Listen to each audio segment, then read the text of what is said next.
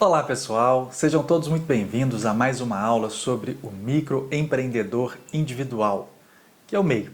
Na aula de hoje irei apresentar para vocês dois sites, dois portais do governo federal que trazem informações e prestações de serviços muito interessantes para quem quer abrir o MEI ou mesmo para o seu funcionamento. Irei também passar para vocês alguns aspectos legais sobre o MEI. Vamos lá então, acompanhem comigo mais uma aula.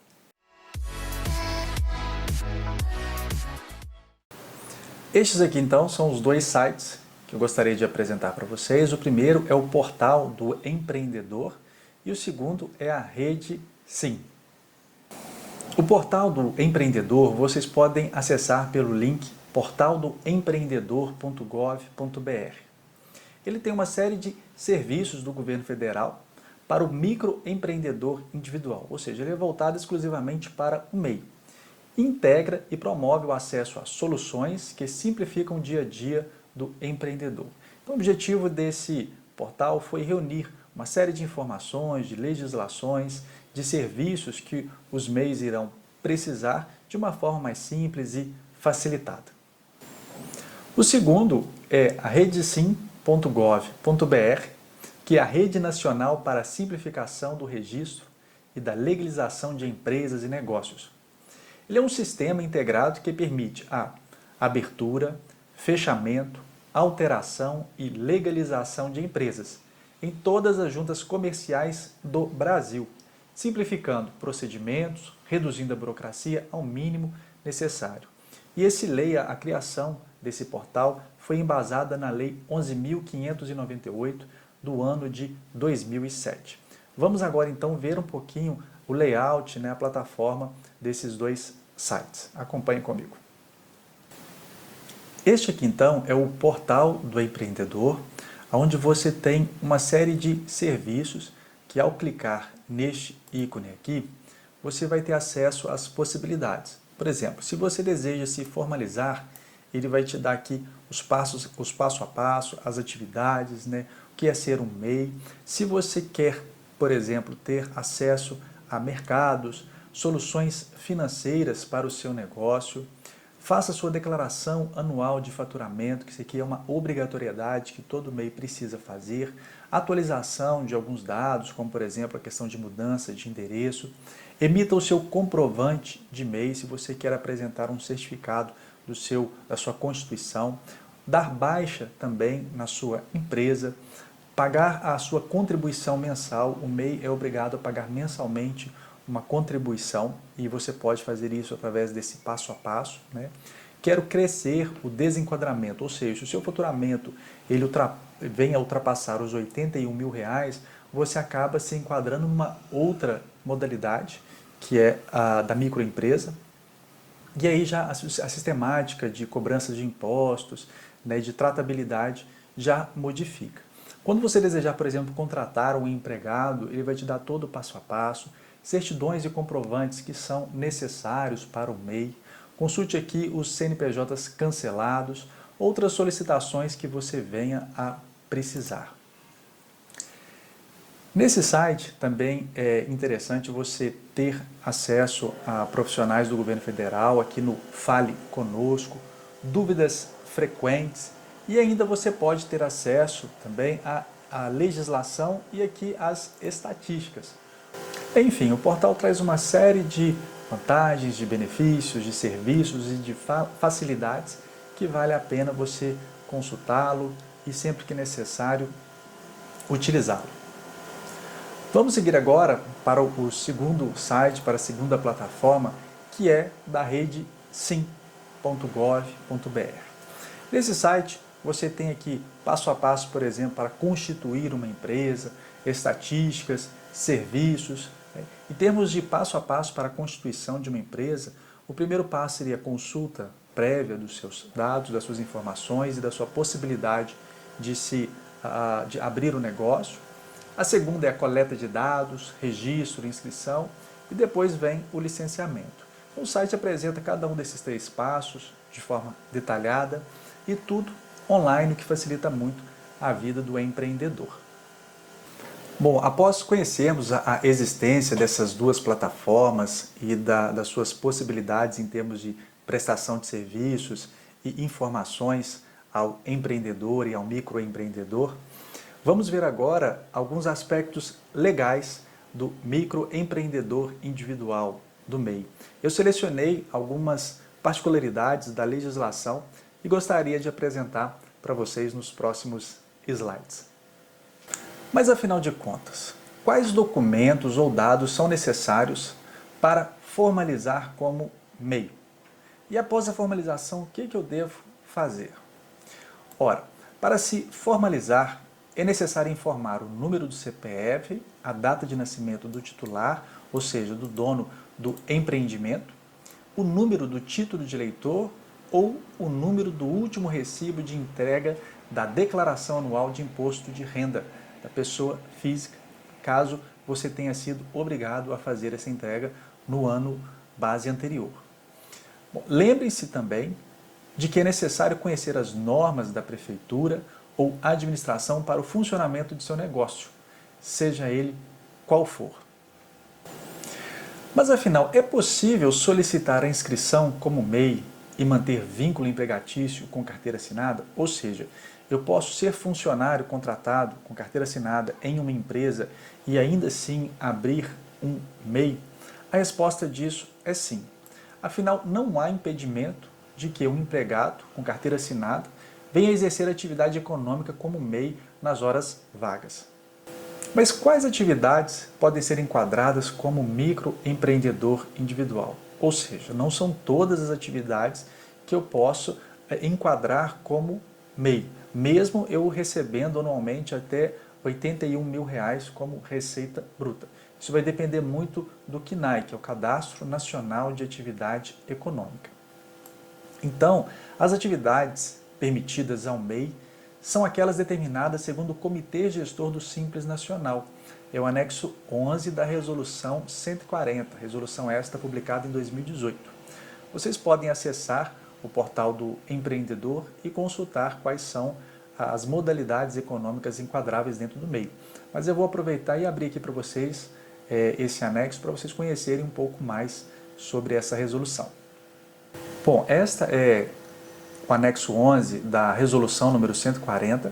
Temos ao todo aqui 17 páginas e nessas linhas estão as possibilidades de enquadramento enquanto MEI. Por exemplo, agente de viagens independente. Aqui eu tenho o CNAE, que é o Cadastro Nacional de Atividade Econômica, que é atribuído para essa atividade um número, um código. Então eu tenho aqui várias possibilidades de enquadramento. Em geral, o MEI está muito ligado à prestação de serviço, mecânica, amolador, cabeleireiro e tantas outras possibilidades. Entregador de malotes independente. Deixa eu ler aqui mais umas duas possibilidades. Ferramenteiro independente, fotógrafo. Então, enfim, existem centenas de possibilidades de enquadramento enquanto microempreendedor individual. É interessante você consultar essas possibilidades antes de iniciar a abertura do MEI. Um outro aspecto legal é a pessoa física que possui débitos comerciais ou dívidas junto a instituições financeiras, bem como restrição cadastral nos órgãos de proteção de crédito, ela poderá se formalizar como MEI? Olha, a resposta para isso é sim. Não existem impedimentos para que a pessoa física com débitos, dívidas comerciais ou bancárias, bem como com restrição cadastral junto às instituições de proteção ao crédito, se formalize como MEI. Uma dúvida muito frequente entre as pessoas que se pretendem formalizar é: o que é, como, onde posso me formalizar e quais são as vantagens de me formalizar? Olha, a formalização é um procedimento que dá vida à empresa. É como se fosse a certidão de nascimento da sua empresa. Ou seja, é o registro empresarial que consiste na regularização da situação da pessoa que exerce atividade econômica frente aos órgãos do governo, como Junta Comercial, Receita Federal, Prefeitura e órgãos responsáveis por eventuais licenciamentos quando necessários. Então é como se a sua empresa passasse a ter uma identidade, passasse a ter vida, passasse a ser reconhecida frente a todos esses órgãos citados, como governo, junta comercial, Receita Federal, prefeitura. A formalização, ela é gratuita e deve ser feita pelo portal do empreendedor no endereço que eu já apresentei para vocês aqui, inclusive já até apresentei também essa plataforma, esse site. O ato de formalização está isento de qualquer tarifa ou taxa. Todavia, após a formalização é necessário o pagamento mensal dos tributos, que nós já vimos na aula anterior, inclusive qual é o valor mensal que se paga desses tributos. Isso vai depender do enquadramento da sua empresa, se é a prestação de serviço, indústria ou comércio, e geralmente ela varia aí, dependendo da modalidade, em torno de, no ano aqui de 2020, em torno de R$ 55, R$ 57 por mês. Outra característica que eu trago para vocês é: preciso levar algum documento para a junta comercial? Em caso afirmativo, quais? A junta comercial precisa aprovar meu pedido de formalização como MEI? Olha, a resposta para isso é não. Não é necessário encaminhar nenhum documento à junta comercial. Como eu comentei com vocês no slide anterior, todo o processo frente à junta comercial ele acaba sendo online. Agora, após o cadastramento, o CNPJ, a inscrição na junta comercial, no INSS e o alvará provisório de funcionamento são obtidos imediatamente, gerando um documento único, que é o certificado da condição de microempreendedor individual, que é o CIMEI. Como eu comentei com vocês, um dos objetivos dessa plataforma e desse serviço online é exatamente a possibilidade de simplificação e unificação de todos os serviços, de todos os protocolos que a pessoa que busca tanto abrir quanto fechar o seu negócio possa encontrar num único site, numa única plataforma. Mas o microempreendedor individual, o MEI, é obrigado a emitir nota fiscal? Olha, o MEI ele está dispensado de emitir nota fiscal para consumidor pessoa física. Porém, estará obrigado à emissão quando o destinatário da mercadoria ou serviço for outra empresa, ou seja, que a gente chama de B2B, de business to business, de empresa para empresa. Salvo quando esse destinatário emitir nota fiscal de entrada. Então existe a possibilidade da empresa que irá receber a sua mercadoria, ela emitir uma nota fiscal de entrada. O MEI não tem a obrigação de emitir a nota fiscal eletrônica, mesmo se realizar vendas interestaduais, exceto se desejar e por opção. Então, ele não é obrigado, mas caso ele queira emitir a nota fiscal eletrônica, ele pode fazer isso. Okay? Isso é feito por opção, do artigo 106 da resolução 140, aquela mesma resolução que eu já apresentei para vocês. Uma ressalva que eu faço é, porém, deve obrigatoriamente emitir documento fiscal em operações interestaduais. E como é concedido o alvará de funcionamento definitivo? Olha, então nós temos dois alvarás. Temos o alvará provisório e o alvará de funcionamento definitivo. A concessão do alvará de localização e funcionamento depende da observância das normas contidas nos códigos de zoneamento urbano e de posturas municipais. Então, é a legislação municipal que irá definir as regras e os processos para que você obtenha esse alvará de localização e de funcionamento. É de responsabilidade das prefeituras.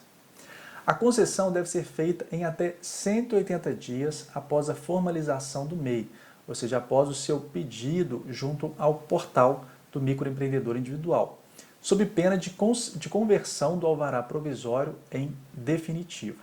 Ou seja, se nesse prazo de 180 dias a prefeitura não emitir o alvará definitivo, isso será feito de forma automática. Mas aí pode surgir uma outra dúvida. Olha, após os 180 dias utilizando o alvará provisório, o MEI obterá o alvará definitivo automaticamente ou ele precisa ir até a prefeitura para verificar a situação dele? Olha, após o prazo de 180 dias, não havendo manifestação da prefeitura municipal, ou seja, ela não questionou nada a respeito dessa solicitação feita no portal, quanto à correção do endereço onde está estabelecido o MEI e quanto à possibilidade de exercer atividade empresarial no local desejado, o termo de ciência e responsabilidade com efeito de alvará de licença e funcionamento provisório se converterá automaticamente em alvará de funcionamento definitivo. Ou seja, se a Prefeitura não se manifestou nesse prazo de 180 dias e o MEI não é obrigado a entrar em contato, em avisar, em comunicar a sua existência, uma vez que isso já é integrado dentro do portal do microempreendedor, o alvará que era provisório, ele se converte automaticamente em definitivo. O outro questionamento que é muito comum é: precisa informar algum órgão federal, estadual ou municipal sobre o meu faturamento? A resposta para isso é sim. Você precisa informar para a Receita Federal. O MEI deverá informar o faturamento anual. Para fazê-lo, acesse o portal do empreendedor. No card, faça sua declaração anual de faturamento, na opção Enviar declaração. E isso deve ser feito ao menos uma vez por ano, até o dia 31 de maio de cada ano. Ou seja, até o dia 31 de maio de 2021, você deve enviar ao órgão federal o seu faturamento referente ao ano de 2020. Mas e se por acaso o empresário, microempreendedor individual desejar encerrar as suas atividades, ou seja, fechar o seu CNPJ, a sua inscrição como MEI? Aonde é e como eu faço isso? Olha, ele deve fazer isso no portal do empreendedor, que é o mesmo portal que ele faz a abertura de seu MEI. Para cancelar a inscrição como MEI, basta acessar o portal do empreendedor e solicitar a baixa do registro.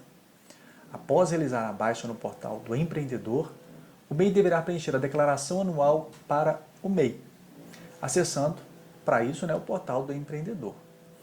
Com base no artigo 9º da Lei Complementar 123, que é o Estatuto das Micro e Pequenas Empresas, a baixa do MEI ocorrerá independentemente da regularidade de suas obrigações tributárias, previdenciárias ou trabalhistas, principais ou acessórias, sem prejuízo de suas responsabilidades por tais obrigações. Mas o que isso significa? Mesmo que esse empresário tenha alguma obrigatoriedade tributária, previdenciária ou trabalhista, ele conseguirá fazer o encerramento da sua empresa, da baixa no seu CNPJ. De qualquer forma, ele continua sendo obrigado a pagar as suas obrigações, sejam elas quais forem, perante a justiça. Se não como pessoa jurídica, uma vez que ela está fechada, será feito como pessoa física. Bom, vamos ficando aqui com mais uma aula sobre o microempreendedor individual, com MEI. Espero que vocês tenham aprendido um pouco mais. Afinal de contas, na aula de hoje, nós vimos muitos aspectos legais relacionados ao MEI, mas, felizmente, a legislação, o governo federal, ele simplificou muito esse processo, tanto de abertura quanto de encerramento do MEI. Para quem quer iniciar, começar um negócio, principalmente para quem quer começar tendo um faturamento relativamente baixo, começar aos poucos, vale a pena, sem dúvida, você fazer a abertura de um MEI. Uma vez que os impostos, as taxas cobradas são relativamente bem baixas, a simplificação do processo também ajuda muito e você tem uma série de vantagens e possibilidades a partir da sua formalização. Bom, espero que vocês tenham gostado do vídeo. Não esqueçam de comentar, de curtir e de se inscrever no canal. Até a nossa próxima aula.